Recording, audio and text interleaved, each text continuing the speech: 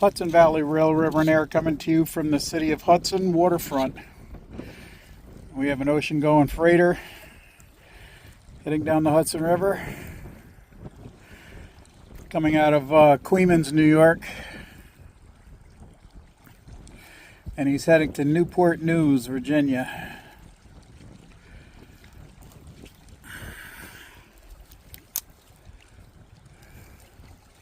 He's doing about 10 knots.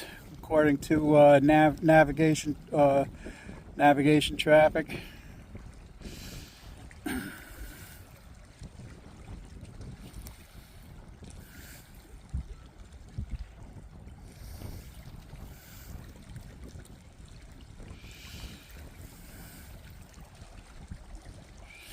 And he's going with the tide. The Native American name for the Hudson River is Cohotati. And Cohotati means the river that flows both ways. The tide here is so strong it goes all the way to Troy, New York until it hits a lock, the Troy Federal Lock. And this is a tidal area, and it is fresh water here. About 25-30 miles south of here, navigation-wise, is Poughkeepsie. It starts to get brackish, meaning they can find salt in the water there.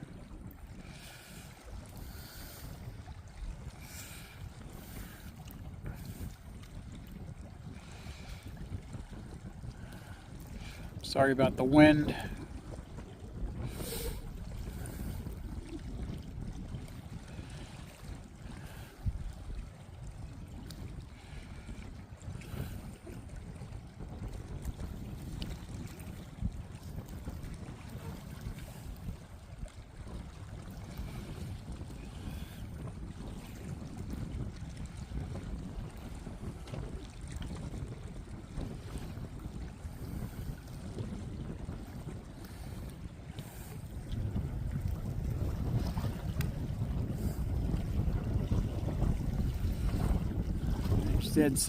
Dead center of the channel.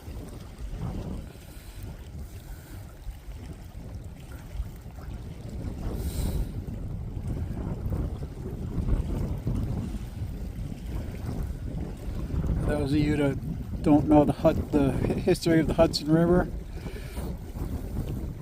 the river gets its name from the explorer Henry Hudson. He was hired by the Dutch to come up here and find navigable waterways. There's also a rumor that he was sent up here to explore for prehistoric animal and fossils, finding a fully intact mammoth just around the bend there. Some people say that's lore, some people say it's fact.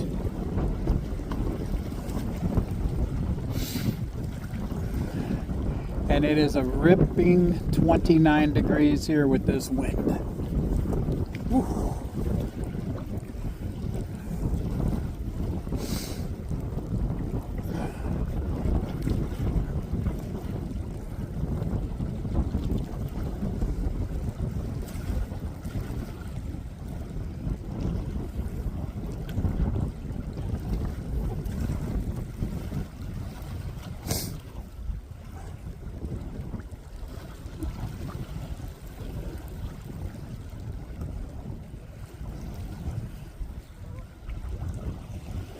Most of these ships do have a licensed pilot on board to help them navigate these waters.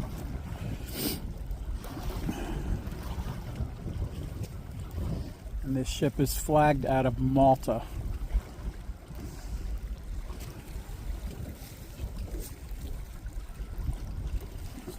The country of Malta. I guess it's an island off of Greece.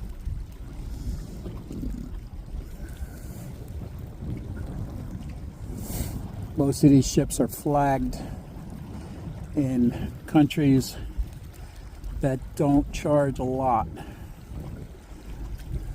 So they buy the permit to fly the flag, and they pay the country. A lot of these ships never see the country they're flagged in.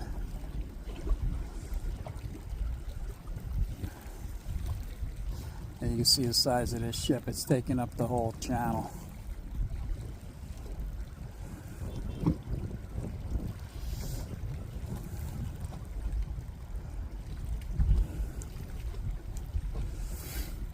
When these ships come through here, the channel is narrow. It's deep, but narrow. But what it'll do is it will draw water. It's called displacement. For every inch of that ship that's underwater, it's displacing that water, and that water has to go someplace as it moves through. And what that'll do is it'll push the water that it's displacing forward of it, and then as the ship goes through, the water will fall back in behind it. You won't see it as a actual drop in the, you'll see it as a drop in the water on the shoreline.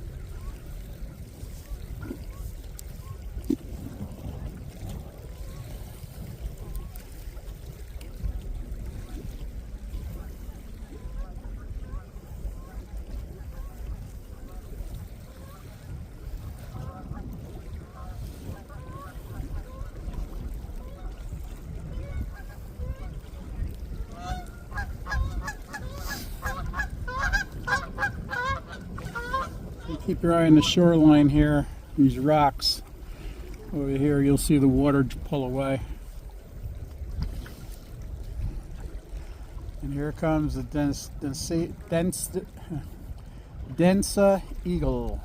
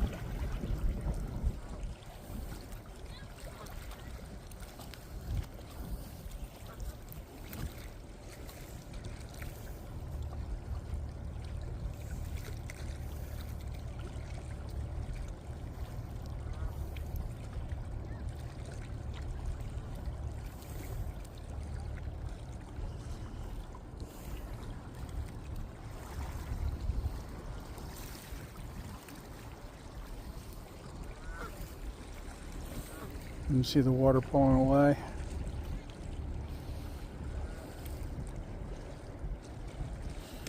It's an old ferry slip here.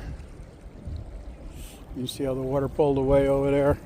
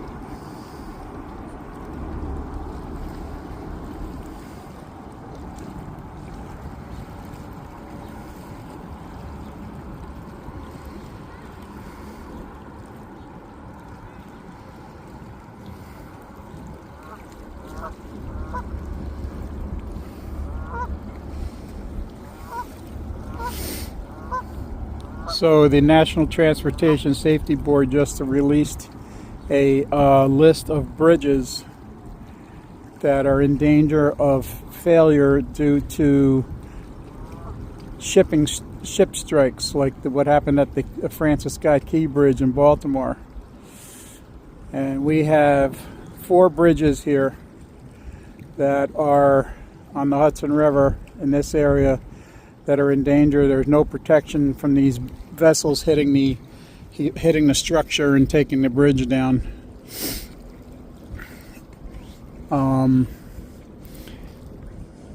So that would be the I-90 Castleton Bridge in Castleton, New York, the CSX Bridge in Castleton, New York, the Rip Van Winkle Bridge in Greenport and Catskill, New York, the Kingston Rhinecliff Bridge, the Newburgh Beacon Bridge, the I-84 Bridge over the Hudson in Beacon, New York, the Bear Mountain Bridge. Oh, no, excuse me, the Bear Mountain Bridge was not one of them. The Tappan Zee, the George Washington, the Whitestone, the Brooklyn are all going to have to be retrofitted to protect them from these ships if they lose control. You can see how massive this ship is next to that lighthouse.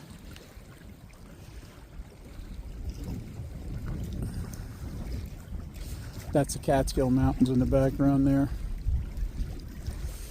And if you look closely, you can see Rip Van Winkle sleeping. Rip Van Winkle's right there. He's sleeping. You can see the outline of eyebrows, nose, all the way down to the feet here. Eyebrows, nose, hands folded, feet.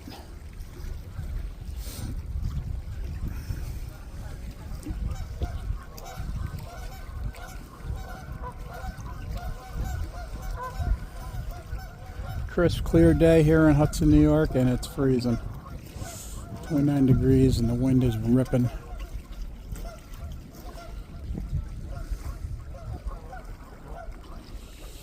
So what he'll do is that's a high wire structure there. He's going to go around the bend, and then he'll be going under the Rip Van Winkle Bridge there.